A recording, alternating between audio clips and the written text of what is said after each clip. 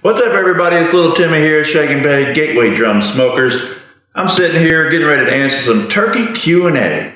It's all about hot and fast Gateway Drum Smoker cooking this Thanksgiving, so tune in.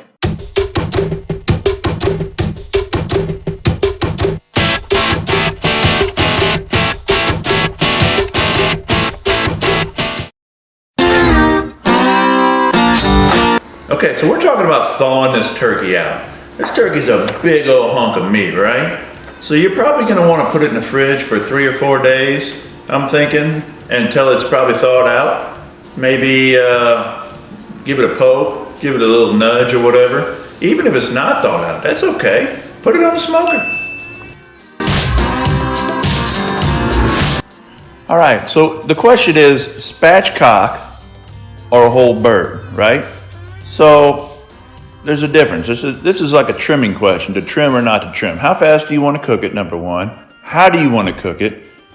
And what's your expectations of the skin when you're done? And we'll come back to this at the end because I know we got another question about crispy skin or not so crispy.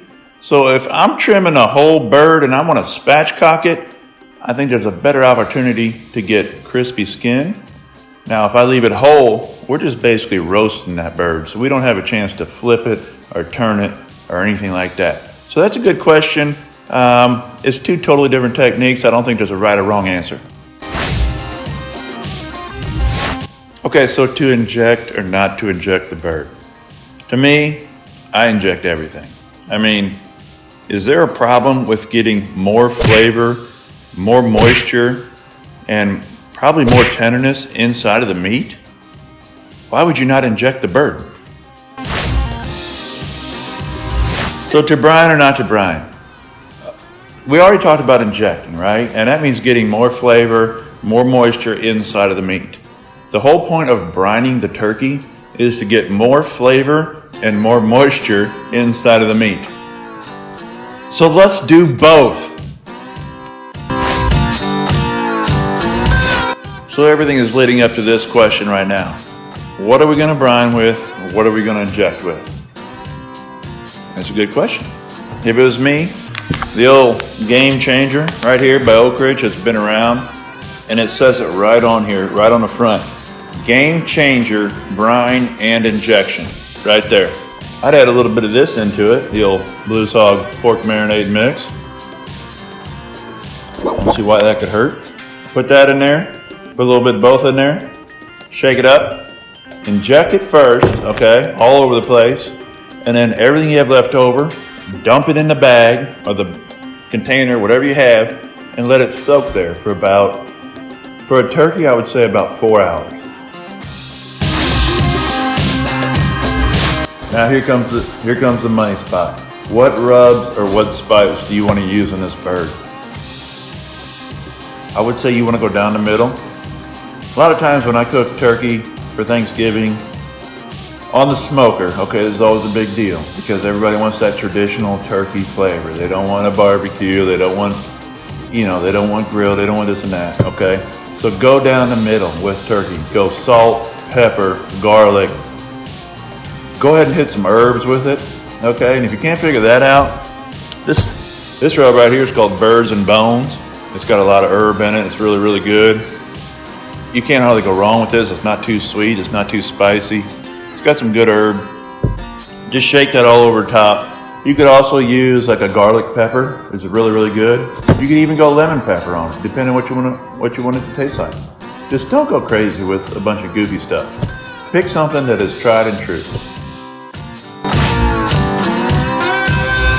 So the question is, do you put the spices or the rub underneath the skin? I think you can on a turkey. On chicken, I don't really recommend it because I think it's overpowering. I would definitely go with the butter underneath the skin because why not? I mean, butter's not gonna hurt a thing. Maybe a little bit of spice, maybe some brown sugar or something mild underneath the skin. But don't get ridiculous with it underneath the skin. Just lay it over the top, slice it. You get a little skin, little spice, and then you've got the good meat to go with it. Now, this is an important question. In the pan with butter or straight on the rack or on the grate of the grill. When you're cooking on a drum, you've got the top level, okay, which if you put the turkey on, you're probably gonna hit the lid. So let's drop down to the middle grate, okay, and let's put a half pan of water. Could be wine, could be apple juice, apple cider, anything like that, underneath the bird. What we want to do is catch the drippings from the bird, and we also want to keep the drippings from hitting the fire. Now, unlike pork or beef, the drippings from the bird, when they hit the fire and burn, they just don't taste good, they don't smell good, right? So you want to catch them. You can save them for your gravy or your stuffing or whatever it is. But you want to catch those drippings, and you also want to keep the drippings from hitting the fire while you're smoking the turkey. On the drum, there's a strong 300 and there's a weak 300, okay? On the turkey, we want to be just left of 300. I think 275 is your magic number when you're talking about turkey. The thing about the turkey is such a big hunk of meat, and you've got white meat and you've got dark meat at the same time. So the white meat, we need to slow cook and try to get to about 160, 165. The dark meat, we want about 180, 185, okay? So the best bet on that is to cook a little bit slower and let everything warm up gradually until it's at your right finish temp. Question is, what kind of wood to use for turkey? To be honest, I would use very little wood. We have lump charcoal in the drum. That's going to give you some smoke flavor. I would go with, you can't hardly go wrong with pecan, but I would probably go with a cherry on turkey because it's going to give you a little more color, a little bit more smoke, but not too much. Just one or two chunks is going to be plenty. To hang or to lay, I'm laying my turkey on the grate. I want to circle back to this question a little bit later on because I want to talk about the difference between laying it whole and spatchcocking it. So let's. To be honest, you could use a diffuser plate. You don't have to. I think the pan, like I told you, the water pan underneath the turkey is going to do the exact same thing as the diffuser plate does. If anything, that diffuser will help you keep 275 a little bit easier. So go ahead and use it. You're not going to be right or wrong either way. Well, I would cook it until it's done. So if you're running 275, it's probably going to take 3 hours. 300, it's probably going to take 2.5 hours. 350, it's probably going to take 2 hours. The key to cooking a turkey is, just like anything, get your probe, get your thermopen, okay, and poke that thing. You want to poke 160 in the breast meat and about 180 to 185 in the leg or the thigh, okay? And that's when you know it's done. Now, when you take it off, you got to let it rest. Tent it, set it on the counter. By tent it, I mean put a piece of foil over top of it, just let it kind of loosely sit there and let the steam release. We don't want it to cook anymore. We want it to rest and start to reabsorb that moisture. If you go over 160, I know USDA probably calls for 165, but if you take it off at 160, it will rest up to 165.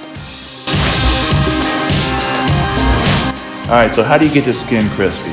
Now, if it's me, we're talking about crispy skin. There's two different ways to do it. You can get crispy skin, which is, you know, kind of the holy grail, very delightful, nice crunch. Or there's moist, tender, bite-through skin, okay? Two totally different things. So if you want to get crispy skin, I think you have to spatchcock it, okay? So that means taking the bird from a whole bird, basically splitting the breastbone and laying that dude out, okay? So if I was doing that, I would actually start it skin side up for about an hour, hour and a half at a lower temp, 250, 275. Let it cook till it's about, let's say 130 internal temp.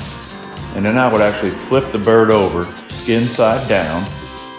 And I think I would take the water pan out from under it and let that skin get some direct heat. Now the skin is gonna act as your water pan. It's gonna hold all your moisture and your juices in. It's kind of that shield, so you're not gonna be dropping a lot of that grease on the fire like I was talking about. And it's actually gonna get the skin nice and crispy. And then you take it off, let it rest, maybe skin side up in the pan. I think you got it. So another question is, do you spin or not to spin? And god darn, if it's me, I spin. I spin to win. I don't think there's anything wrong with spinning anytime, you know. All you're doing is, it's like a rotisserie in a thing like this. You just take the grate and give it a little spinsy every 20 minutes or so. You can't go wrong with that. Spin the dang thing. So we got a question here from, who's it from? Brad and Branson. And then again. To sauce or not to sauce the turkey? For years I would say, do not sauce the turkey, okay? Unless you call gravy sauce, okay? Gravy is for turkey.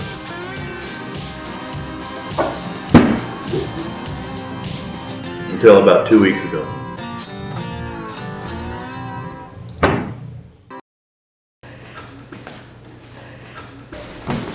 I just want to show Brad I'm working.